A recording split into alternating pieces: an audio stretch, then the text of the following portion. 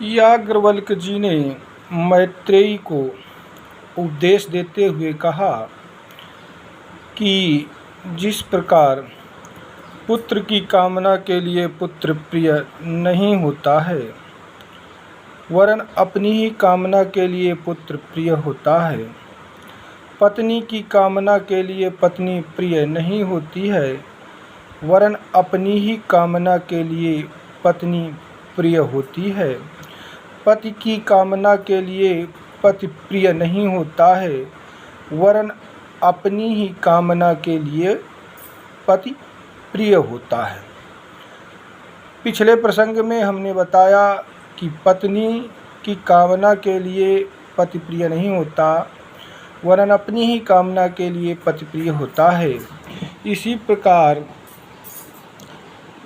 पति की कामना के लिए पति प्रिय नहीं होता, वरन अपनी ही कामना के लिए पति प्रिय होता है। आगे बात आती है कि पुत्र की कामना के लिए पुत्र प्रिय नहीं होता, वरन अपनी ही कामना के लिए पुत्र प्रिय होता है। लोग पुत्र मांगते हैं ईश्वर से, क्योंकि उनके हृदय में पुत्रैषणा भरी पड़ी है। उन्होंने ये मूढ़ बुद्धि बना रखी है कि पुत्र होगा तो पुत्र के द्वारा हमारा कल्याण होगा। बुढ़ापा होगा, वो बुढ़ापे में हमारा सहारा बनेगा।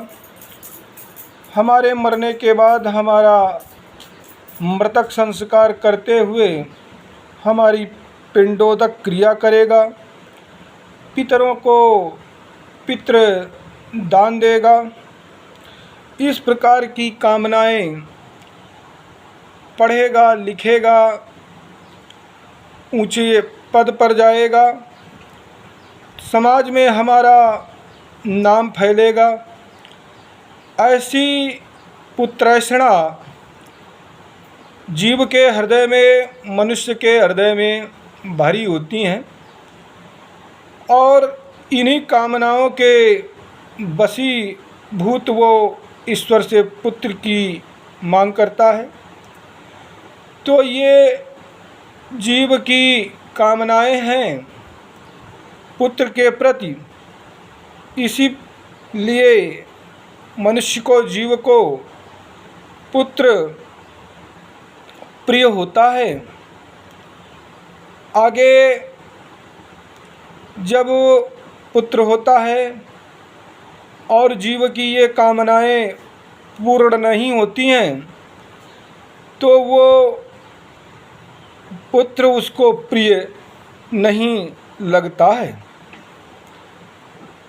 इसी प्रकार धन की कामना के लिए धन प्रिय नहीं होता है, वरन अपनी ही कामना के लिए धन प्रिय होता है।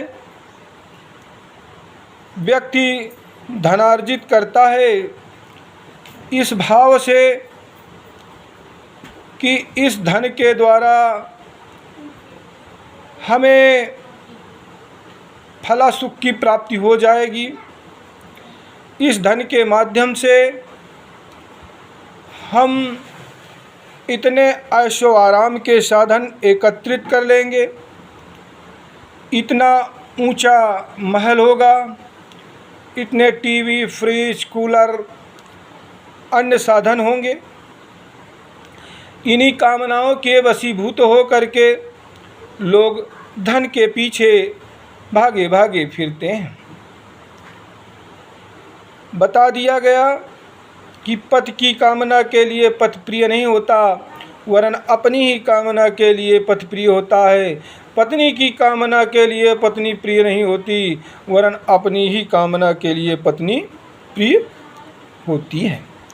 पुत्र की कामना के लिए पुत्र प्रिय नहीं होता, वरन अपनी ही कामना के लिए पुत्र प्रिय होता है। धन की कामना के लिए धन प्रिय नहीं होता, वरन अपनी ही कामना के लिए धन प्रिय होता है। संसार की कामना के लिए संसार प्रिय नहीं होता, वरन अपनी ही कामना के लिए संसार प्रिय होता है।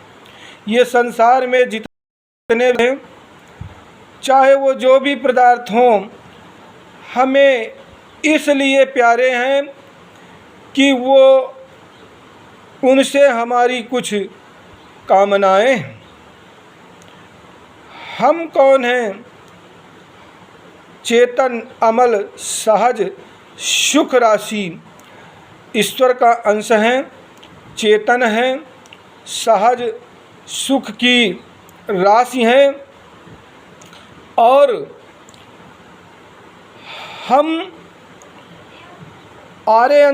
हमारे अंदर जब कामनाएं जागृत होती हैं, तब वो वस्तु हमको प्रिय लगने लगती है।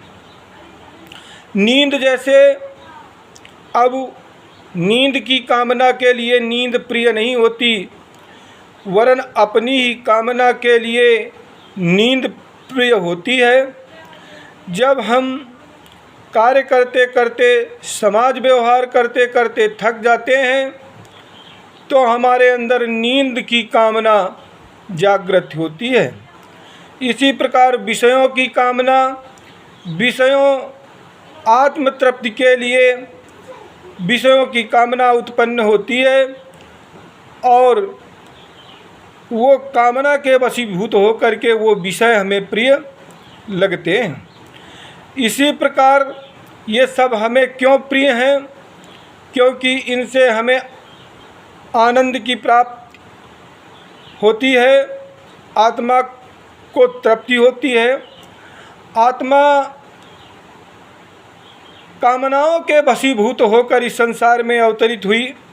सद्ग्रंथों में ऐसा लिखा है कि ये ईश्वर के अंश है, ईश्वर के पास निवास कर रहा था, लेकिन किसी कारणवश इसके दिल में, इसके दिमाग में तरह तरह के भोगों की वासना उत्पन्न हुई, तरह की भोग ऐसा जागृत हुई।